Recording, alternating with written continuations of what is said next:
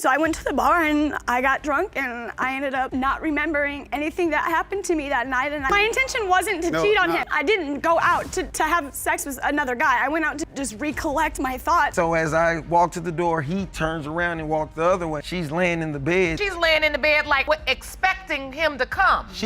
When she seen it was me, she was laying in the bed, she was like this. I'm asleep. So no, she called me on my phone. Because he didn't have a phone at the time, Your Honor, because he didn't have a job. When you call somebody 8 months pregnant and say, hey, I just found your number in my old phone. You guys are too much drama. I didn't want to tell you I was pregnant. Buckle up, because this is where the roller coaster starts. Mr. Youngvert steps up, his face a mix of hope and suspicion, laying down the law about his doubts concerning the paternity of Miss Sandnop's 2-year-old daughter, Peyton, all thanks to her past adventures. He's here for a paternity test, hoping science will back his claims. And guess what? The plot thickens next. Mr. Youngvert, you claim the defendant's infidelities not only caused you to cancel your wedding, but also now to doubt paternity of her 2-year-old daughter, Peyton. You're demanding a paternity test to prove you are not father. Just when you thought soap operas were dramatic, this happens. Miss Sandnop, with the honesty of a saint, insists she spilled the beans about her boozy night because lying just isn't her style. Yet, Mr. Youngvert, fueled by a cocktail of doubt and disappointment, has put their wedding on ice until DNA says I do too. Strap in, because her next confession is a doozy.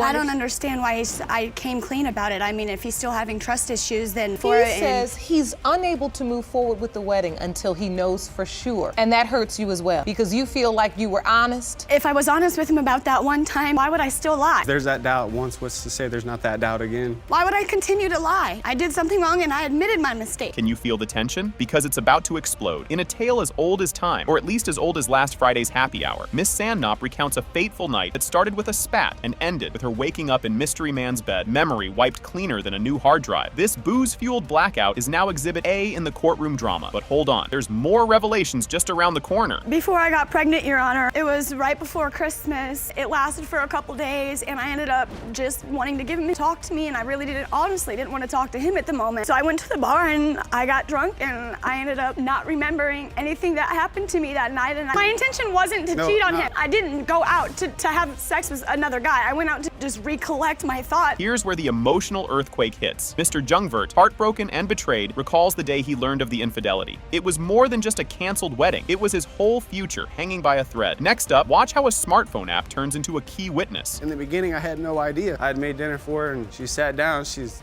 like, I got some news for you, and then just right then and there. And when you heard this news that she had this night and cheated, I stormed out. I didn't go drink. You canceled the wedding? I canceled the wedding. I canceled everything. He just said the wedding's off. It's not just him that's hurting, it's me hurting too, because that 3% possibility that he's not her father. Grab your popcorn, folks, because it's time for some high-tech detective work. They whip out an app that's about to do more math than a NASA launch. By tracking Miss Sandnop's cycle and their intimate moments, they pinpoint the conception window that troublingly includes the night of the alleged infidelity. Just when you thought it couldn't get any more Maury Povich, the next twist will knock your socks off. So you went back to this app that you discovered. Yes. Tell me what this shows me.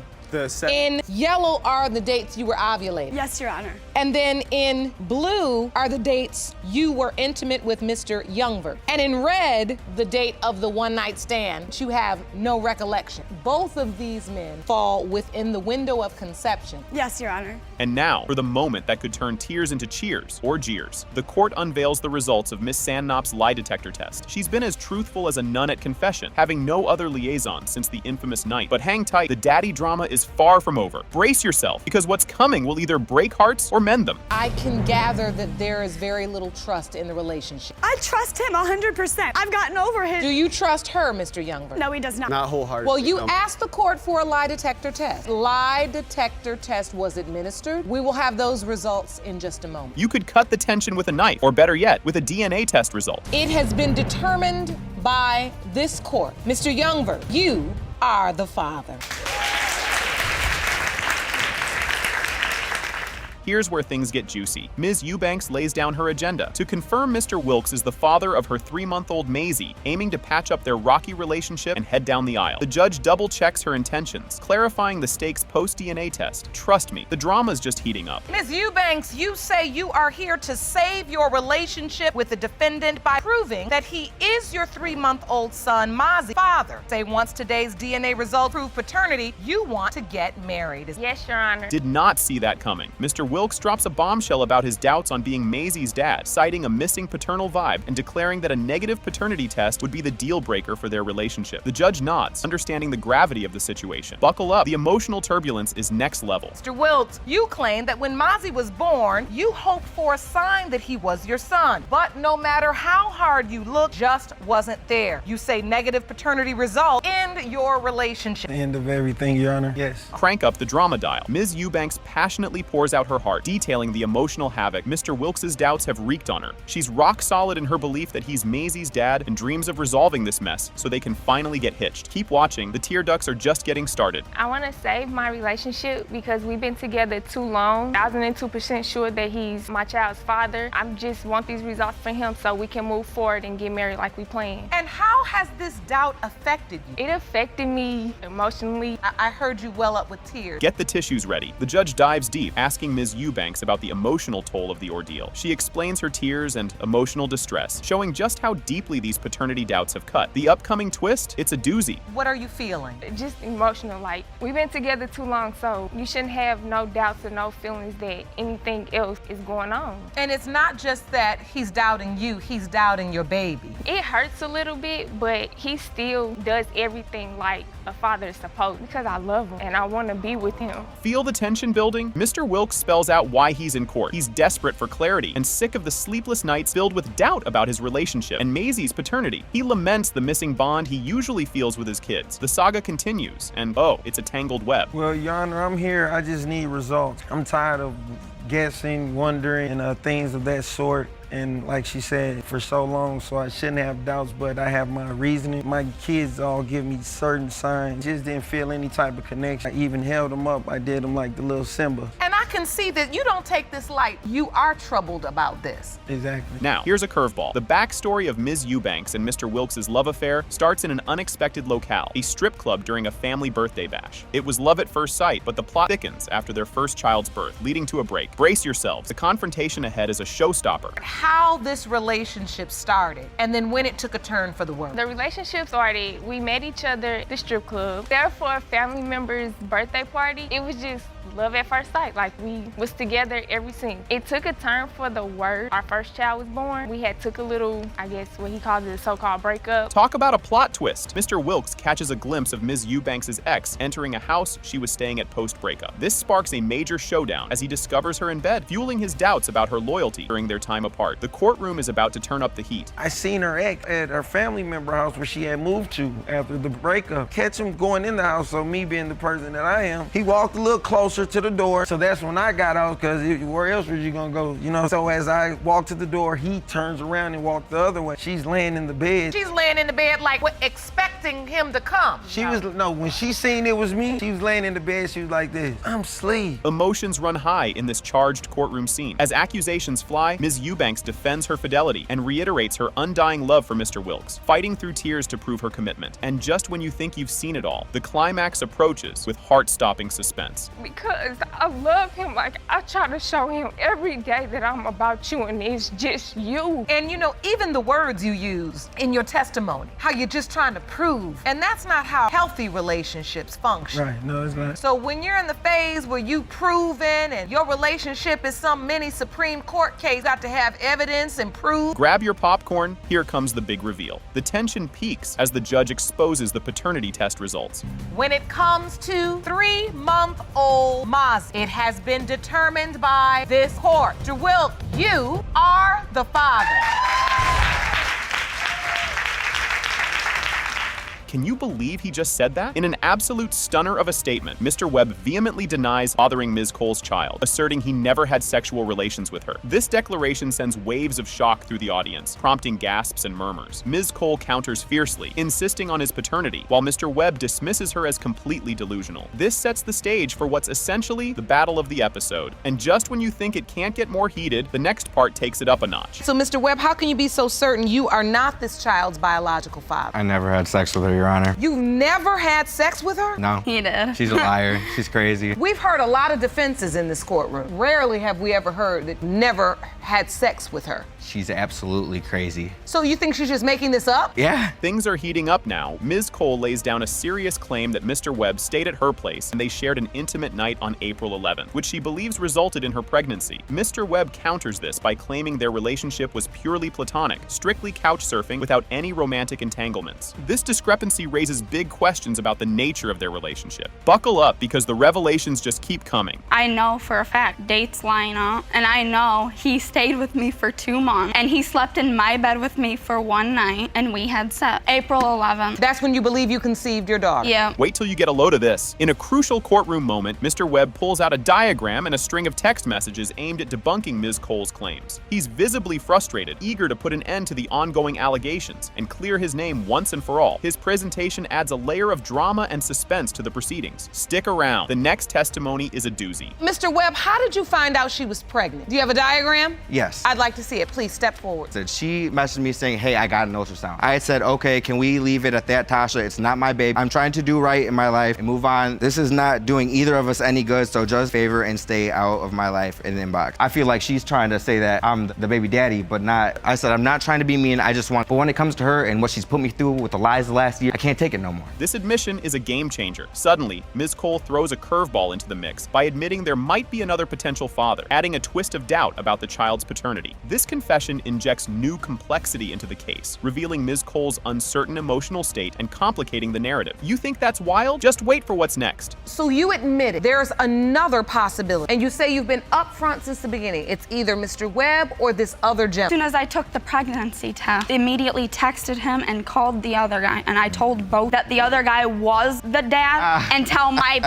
due date got changed a month ahead, which would make him the dad. February 22nd to January 28th. Here comes the moment of truth. The tension peaks as Judge Lake prepares to deliver the DNA test results. It has been determined by this court, Mr. Webb, you are not her father. Oh, God. You're crazy. You need to go to a mental hospital. Strap in for this one. The episode kicks off with Ms. Jones giving us the lowdown on her breakup with Mr. Houston, which apparently stemmed from his inability to resist peer pressure and his general immaturity. They split just a week before their prom because, well, he couldn't think for himself. The plot thickens. Let's see how this unfolds. Ms. Jones, where did your relationship with the defendant go? Well, Your Honor, he was so immature that I had to break it off with him a week before prom. Everybody in his ear, he doesn't have a brain for himself. Get a load of this. Ms. Jones confirms they were high school sweethearts, which brings a lighthearted moment as Mr. Houston humorously claims he doesn't think for himself. Much get a load of this. Ms. Jones confirms they were high school sweethearts, which brings a lighthearted moment as Mr. Houston humorously claims he doesn't think for himself, much to the amusement of everyone watching. As the giggles die down, the mood shifts when fidelity, or the lack thereof, gets thrown into the spotlight. Brace yourselves, it's about to get rocky. Were you boyfriend and girl? Yes. In high school? Yes, ma'am. Do you think for yourself? No. You don't. Who thinks for you? You do. Yes, my son thinks for himself. She broke up a few days before prom. It was not. It was a week before. It was 2 or 3 days before No, prom. it was a week before prom. Broke It up was a because she was getting confronted of cheating on me. Can you believe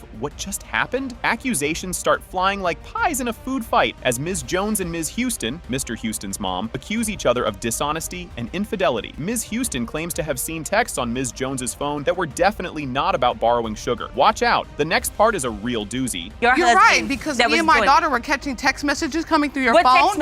The one about the gentleman asking about, did y'all have a good time last night? It wasn't a and then text you message. denied it? How did you see text messages in a high school girl's phone? Because she used to let my daughter use her phone like to play on. My daughter, she's 15 now, but at my house, sitting on my couch, because she used to come I up, never let she came her up use on, my phone. she would bounce the Wi-Fi off, whatever. So hold on, one at a time. This twist will make your head spin. Ms. Jones admits she put off telling Mr. Houston about her pregnancy until the 8-month mark due to the ongoing drama and her rough first trimester. And just when you think it can't get more dramatic, it does. Stay tuned, things are heating up. I told him when I was 8 months, because I had to. Told him when you were 8 months. No, she called me on my phone. Because he didn't have a phone at the time, Your Honor, because he didn't have a job. When you call somebody 8 months pregnant and say, hey, I just found your number in my old phone. You guys are too much drama. I didn't want to tell you I was pregnant. You're not going to believe this bit. As tensions climb, Ms. Jones spills the beans on how she broke the news of her pregnancy, which coincidentally happened as Mr. Houston was starting anew with Ms. Hasty, also pregnant. If you thought this was juicy, Just wait till what's next. I decided that I wasn't sure if I was gonna involve you guys. And then plus I had a hard first trimester, involved myself with all that drama. I'm gonna call you back. And then she called me back and then she was like, his girlfriend Savannah. And I was like, what does she have to do with my pregnancy? And then she was like, because that's who he's dating now. She's pregnant also. I was like, well, that has. Wait, another girl pregnant? Yeah, she didn't tell me until she found out she was pregnant. This next minute is packed with more twists than a pretzel factory. The discussion shifts to Mr. Houston, juggling relationships and impending fatherhood with not one, but two different young women. It's a soap opera in the making. And just when you thought it couldn't get more tangled. How the heck I'm gonna know she's pregnant? How I know you was dating her? Pregnant, all of a sudden the phone call came. Because you know these. Yeah, so like I just like. And you 18 and years he was old. dating her. With two girls pregnant at the same time. Well, if you would have known the first one, maybe he wouldn't have did the same. Oh, well, if you wouldn't, I wouldn't gone through all that drama. Oh, what a tangled web we weave. Ms. Jones recounts how she repeatedly asked for a DNA test amid community whispers that she might have named several potential daddies. The plot thickens even further in the next minute, so keep your eyes peeled. Your Honor,